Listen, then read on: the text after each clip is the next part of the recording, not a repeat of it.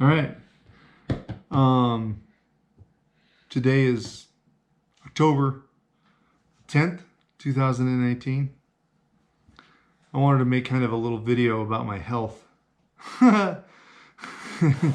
or lack thereof. Kind of just go back a year. I've had health problems my entire life, dating back to when I was 12 and 13, 14, yada, yada. It went on and on. Anyway, in August of 2018, I went on a work detail to Yellowstone. So I went on this work detail, took my family with me, and got up in the morning on the day we left. I felt a pull in my quad, left quad. Didn't think anything of it. Thought maybe I just pulled it. Working out, doing some stretching. I do a lot of back stretching in yoga to keep my back strong, keep my back stretched out so I can walk. As the day went on, that pain got worse and worse throughout the trip as we were traveling up there. I still thought it was just a pulled muscle, nothing concerning. The next day, I rode in with one of the state troopers. I let the family take the van. They were going to go see the sights in Yellowstone, Wyoming. They went and saw a couple of things. Old Faithful. I know they went and saw Old Faithful. What else did you go see? Yellowstone Lake. Yellowstone Lake. They went and saw Yellowstone Lake. Anyway, as the day went on, my quote-unquote pulled muscle got worse and worse and worse. At one point, it was hard for me to walk across the parking lot to go to the bathroom. There's a outhouse 100 yards across the parking lot from where we do all of our inspections. It was so bad I could hardly walk.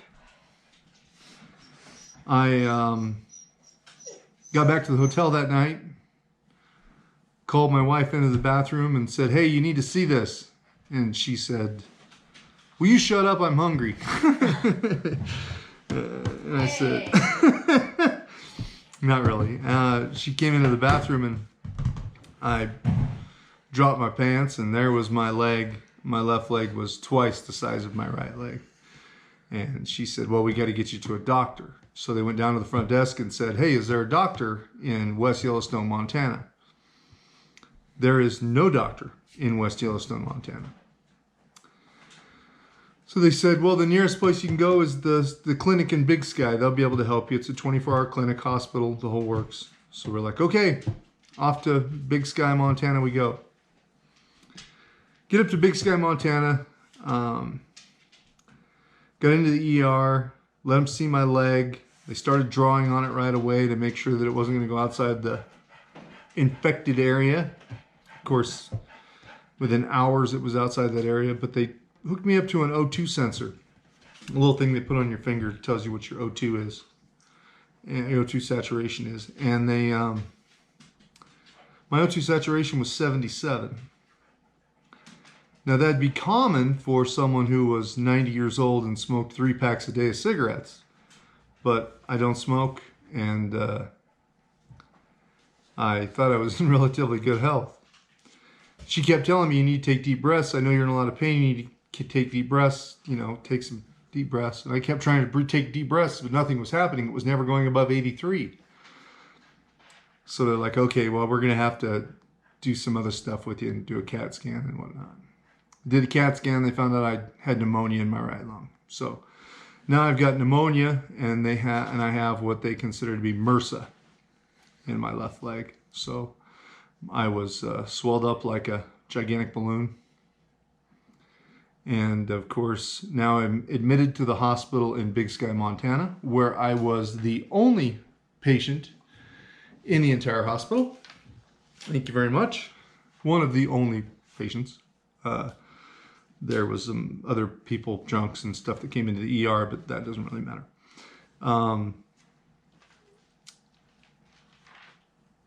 They gave me vancomycin, clindamycin, I'm allergic to penicillin and Bactrim, so they couldn't give me those.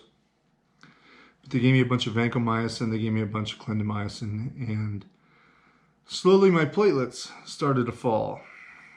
Pretty soon my platelets were down to like 8,000. They're doing CBCs every day. Next thing you know, I can't get my platelets up. And so I finally get a couple of doses of IVIG, which is immunoglobulins. And for those of you who are unaware, a bottle about the same size as what you buy at the grocery store at a Coke bottle, 20 ounces, is about $10,000. Burned through a couple of those, put those in me. And this was after they couldn't treat me in Big Sky. They sent me to Bozeman. I got to ride in an ambulance. First time in an ambulance. I was disappointed because they wouldn't turn on the lights to go through the red lights. I thought that's what ambulance drivers did, was they just wanted to run the lights and sirens, but I was wrong. Fast forward to, we come back home, we finally get back home, and my blood work continues to deteriorate. I'm not getting any better. Nobody seems to really know what's going on. So they send me to a blood doctor, Dr. Workman here in Cheyenne. Great lady, I love her to death. She does her assessment and she says, well, we're going to give you IVIG. Again, it's going to help with platelets. So they do that and my platelets go up to 60 and then they crash again. They go up to 60 and then they crash again. And that was kind of the consistent run of the immunoglobulin chain that I was doing. And then in December of 2018, they decided, let's try something else. Let's try Rituxan, which is a chemotherapy that they use. It's widely used for a number of different things, but it's a chemo drug. And I did 4 weeks of chemo. It didn't help. It gave me gigantic sores about the size of my thumb all over the inside of my mouth. So that was fun to have at Christmas time. And then in January, I went in and they said, listen, nothing seems to be working. So what we're going to do is we're going to go ahead and give you what they call Nplate. Nplate is a once-a-week injection for the rest of my life to continue to have my platelets up. So January 2019, I start Nplate. Good stuff, right? So I start Nplate in January of 2019. Everything seems to be going really well. My platelets continue to climb. I was on 4 mics, they call it, at one point, and they decided that my platelets were too high. They were up to around the 350, 360,000. So they killed my plate. They lowered the Nplate to kind of help things calm down. My platelets were then 232,000 for a couple of weeks, quite a few weeks. I was doing really good, right in the middle of the normal. And then just after July 4th, I went in and my platelets were down to 131,000. No big deal, still in the normal range, but it's low. It's lower than what I'd had. They continued to go with the same mics and the same treatment as before, and that was when they kind of started to, August, things started to go downhill for me again. Of course, August is my favorite month of the year. Was getting ready to retile our bathroom. Started working on that, and I had an itchy spot on the bottom of my leg, August 2019 now. I was scratching at it, and my daughter Natalie said, what'd you do to your leg? And I said, I don't know, I think it's a bug bite. And she said, okay, I think you need to get it checked out. And I said, I'll be okay, it's just a bug bite. Sunday morning comes, and the spot's redder, it's larger. So of course, being the nurses that they are, they grab a Sharpie and draw all over me to make sure that it doesn't go outside those lines. By Sunday afternoon, the redness was far outside those lines, and I knew I was going to the hospital. I knew I was going to the ER. So of course, I packed my go bag with t-shirt, deodorant, some fresh underwear, because I knew I wasn't coming home that day. And got into the ER. They took one look at me and said, hey, you're staying. So I spent from the 3rd of September 2019 until the 7th of September 2019 in the hospital. I was finally discharged. And again, I had pneumonia again, because whenever I get MRSA, the pneumonia settles in my right lung. Cruising along through all this, thinking everything's going okay. They're giving me clindamycin, they're giving me vancomycin just like before. They're trying to kill the infection, which it does, it takes care of it. I spent another week on doxycycline and Levaquin. Hey, I'm making a video here. Please, cat. It's a cat howling for absolutely no reason whatsoever. Anyway, so I get out of the hospital on the 7th of September, and my legs are real weak. I can't hardly walk. I don't know why. Everything seems real gummy and soft. I relate it to when you sit with your kids playing Legos or playing a game on the floor, and you sit Indian style, or crisscross applesauce, I guess is the politically correct term. And your legs go to sleep. And then you try to stand up, and you know how your legs are there, but you can't really feel them. That's the way my legs felt all the time. So I've been battling through that. And then here, my platelets started to crash again towards the end of September.